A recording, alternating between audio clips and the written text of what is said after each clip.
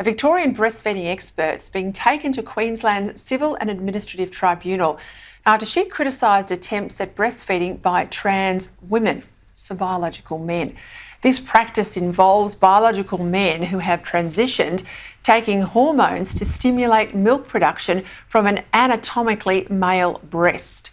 In a series of social media posts, Jasmine Sussex claims it's experimental and it's a dangerous fetish.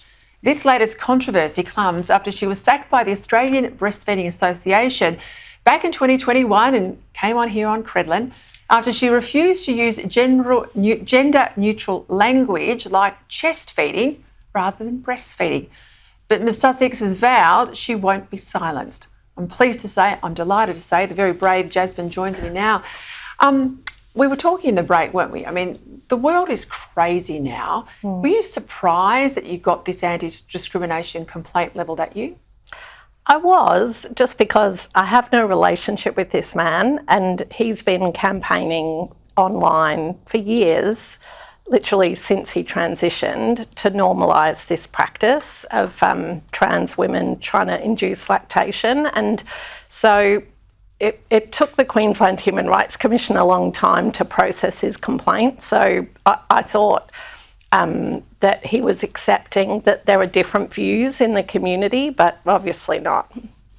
I think there's one big view in the community. I mean, most people would think that this is beyond the pale. I suspect in the medical community it's divided. I mean, you're a lactation specialist. How on earth does someone with male breasts lactate for a baby? And what quality of milk is that for an infant? Yeah, well, we just really don't know. There's a handful of case reports that have been published in really the trans activist medical lobby, so in the endocrinology journals and in the trans health journals. So they really don't tell us anything other than the experience of that individual trans identifying man, you know, and what he claims. They're all self-reports, so no one's had them in a laboratory expressing milk, or, you know, we just don't know. Would it be the same quality as a woman's milk with colostrum and everything else that comes from that? Is it the same quality of breast milk? Yeah, it seems very unlikely.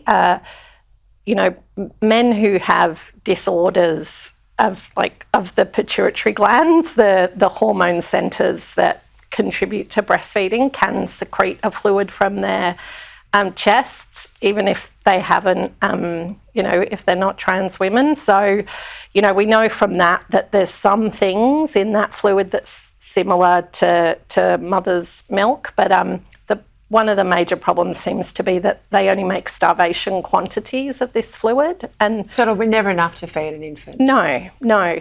So, you know, and you also just have to ask, well, why? You know, why do they want to? And should we indulge that kind of selfish desire to use the baby to affirm their gender identity? You know, that's really my concern. I think it's a safeguarding issue. And I also think, you know, I'm sure it's a small group within the trans community who are advocating for this, because everybody loves their children. But, you know, really, we just need to protect the mother-baby dyad. They're the only ones that can, you know, as a natural flow on of pregnancy, then they're able to breastfeed, and everybody else really needs to get out of the way. We've spent a lot of I think time, effort and publicity over probably the last 30 years, 40 years maybe, certainly in my lifetime, to normalise breastfeeding, to make it publicly acceptable where it perhaps wasn't a few years back, to encourage women to persevere if they were having trouble. Experts like you are available via the Breastfeeding Association. But at the same time, that association gets rid of you because you want to keep saying mother and breastfeeding, words that are innate to women, and you're now being forced to use all this gender language that just, I think most Australians would say you're right and they're wrong. Well, I've definitely had overwhelming support from Australians in the last couple of days, and, you know, a lot of people just can't really believe that this is happening. You know, they thought it was just about language a few years back, but now they realise the language was a way of... Is the entry point. Yeah. That's exactly right. And really we've been gaslit into normalising that, breastfeeding's for everybody when really... Women have been gaslit. Yeah. It's not women necessarily who are pretending to be blokes getting into men's change rooms and men's spaces. It's women who are losing everything we fought for so long, Jasmine. That's the problem.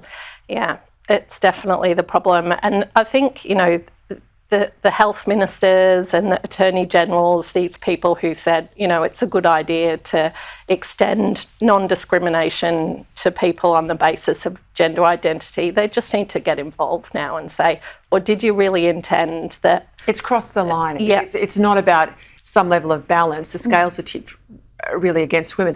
So who's helping you with your case? How can my audience get behind you and support you any way they can? Yeah, well, I am very lucky the Human Rights Law Alliance are helping me. Yep. They've been helping me since early this year. But as we get towards the tribunal, there are going to be legal costs. I've got to fly up to Queensland, bizarrely, for a Victorian woman, and also we'll need the support of psychiatrists and paediatricians and other medical professionals to really unpack why this is quite wrong. Yeah. All right. Well, my audience are behind you 110%.